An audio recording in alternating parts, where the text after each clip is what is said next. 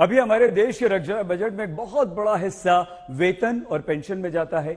आगे इन अग्निवीरों को पेंशन नहीं देनी पड़ेगी, तो क्या सैन्य बजट को संतुलित करने के लिए ही यह स्कीम लाई गई है? अगर हां, तो फिर उन सदन वीरों की पेंशन और भत्तों पर कैंची क्यों नहीं चलती, जिनके करोड़पति होने के बावजूद देश में सालाना सैकड़ों करोड़ रुपए पूर्व विधायक, पूर्व सांसदों की पेंशन पर खर्च किया जाता है। आपकी टीवी स्क्रीन पर एक तरफ सेना में भर्ती के लिए जाने वाले युवा हैं, जो राष्ट्र सुरक्षा का एहसास हमेशा देते आए, क्योंकि उन्हें उनके परिवार और भविष्य की सुरक्षा का भरोसा हमेशा रहा। अब नई योजनाओं में युवाओं के मन में भरोसे का संकट। दूसरी तरफ राजनेता है, जिनकी भविष्य की राजनीति और समाज सेवा का चाहे अता पता भी न रहे, लेकिन इनके भविष्य की सुरक्षा का भरोसा हमेशा इनके पास रहता है। 4 साल के लिए एक नए सैनिक को ले रहे हैं, उसके बाद उसको भी रिटायर कर रहे हैं। तो एक विधायक है, वो 5 साल के लिए रह रहा है, उसको उसके बाद मिल रहा है पेंशन। अग्निवीर 4 साल देश सेवा करने के बाद पेंशन के हकदार नहीं रहेंगे, लेकिन सदन वीरों की स्थिति देख लीजिए। लोकसभा के 3580 पूर्व सांसदों को अभी पेंशन दी जा रही, जबकि 268 पूर्व सांसदों के निधन के बाद उन पर आश्रित पेंशन पा रहे हैं। राज्यसभा के 508 पूर्व सांसद पेंशन ले रहे हैं, जबकि राज्यसभा के 219 पूर्व सांसदों के आश्रितों को पेंशन दी जा रही है।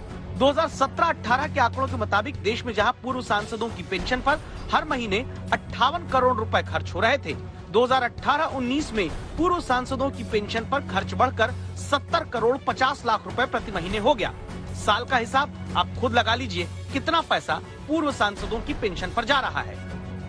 आपकी सैलरी आपके काम के आधार पर हर साल आपके अधिकारी तय करते होंगे। दुनिया के तमाम देशों में भी जनप्रतिनिधि अपनी सैलरी और सुविधाओं पर खुद फैसला नहीं कर सकते हैं, लेकिन हमारे देश में सांसद हो या विधायक अपनी सैलरी और भत्ते का फैसला सदन में आपस में मिलकर आम सहमति से ही कर लेते हैं। अब तक सेना के जवानों के पास 17 साल की नौकरी, फिर पेंशन समेत दूसरी सुविधाएं रही। इसी सामाजिक सुरक्षा के दम पर जवान देशवासियों को राष्ट्र सुरक्षा का एहसास देते आ रहे हैं। अगर फंड मुद्दा वहाँ है, तो फिर नेताओं के लिए क्यों नहीं? जबकि 2020 की एक आरटीआई के मुताबिक रेखा और चिरंजीवी जैसे अभिनेताओं को भी पूर्व सांसद होने के नाते 39,000 रुपए और 27,000 रुपए की हर महीने पेंशन दी जाती है। कई बड़े उद्योगपति भी देश में अभी पूर्व सांसद होने के नाते महीने के 25,000 रुपए की पेंशन अपने खाते में पाते हैं। लोकसभा में 88% सांसद, देश में 78% विधायक करोड़पति हैं। आपको जानकर हैरानी होगी कि हमारे देश में अगर कोई नेता विधायक भी बन जाए और बाद में सांसद भी, तो पूर्व विधायक और पूर्व सांसद दोनों की पेंशन पाता है। विधायक अगर सांसद बन जाए तो सांसद होने की सैलरी भी उठाता है, पूर्व विधायक होने की पेंशन भी। उत्तर प्रदेश, मध्य प्रदेश, राजस्थान समेत कई राज्य हैं जहां पूर्व विधायक 8 कार्यकाल तक की पेंशन ले रहे हैं। मतलब करोड़पति विधायक और सांसद पूर्व होकर भी संपूर्ण पेंशन का फायदा सुकून से पाते हैं। एक नहीं, कई कार्यकाल की। वजह मध्य प्रदेश के विधानसभा अध्यक्ष से सुनिए।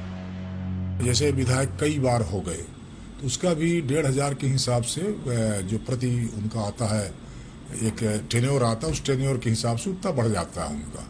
तो ये नियम है उसका। पूरे एक सेट का 35,000 है, और फिर जितने सेट होंगे वो उसके हिसाब से वो वृद्धि हो जाती है। अब इसे ऐसे समझिए कि विधायक अगर एक बार मध्य प्रदेश में बन गए, तो फिर चाहे 5 साल का कार्यकाल पूरा हो ना हो, विधायक जी को पूर्व एमएलए होने पर हर महीने 20,000 रुपए की पेंशन मिलती है, 15,000 रुपए का मेडिकल भत्ता।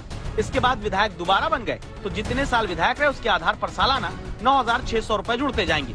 राजस्थान में 5 साल के कार्यकाल के बाद पूर्व विधायक को 35,000 रुपए हर महीने पेंशन मिलती है। फिर दूसरी बार विधायक बने तो 2 कार्यकाल के बाद 43,000 रुपए की पेंशन। झारखंड में एक बार विधायक बनने के बाद 40,000 रुपए हर महीने पेंशन दी जाती है। उसके बाद के कार्यकाल जुड़ने के बाद अधिकतम 1 लाख रुपए महीने तक पेंशन झारखंड जैसे राज्यों में दी जा सकती है। तो फिर क्यों नहीं इन खर्चों पर भी रोक लगती? जबकि हकीकत ये भी है कि देश में 7 राज्य ऐसे हैं जहां मुख्यमंत्री, मंत्रियों और विधायकों का वेतन ही नहीं, उनके इनकम टैक्स पर भी सरकारी खजाने से ही पैसा जाता है। मध्य प्रदेश के मुख्यमंत्री, मंत्री, विधानसभा अध्यक्ष, उपाध्यक्ष, नेता प्रतिपक्ष का इनकम टैक्स सरकारी खजाने से जाता है। छत्तीसगढ़ में सभी विधायकों का इनकम टैक्स सरकार भरती है।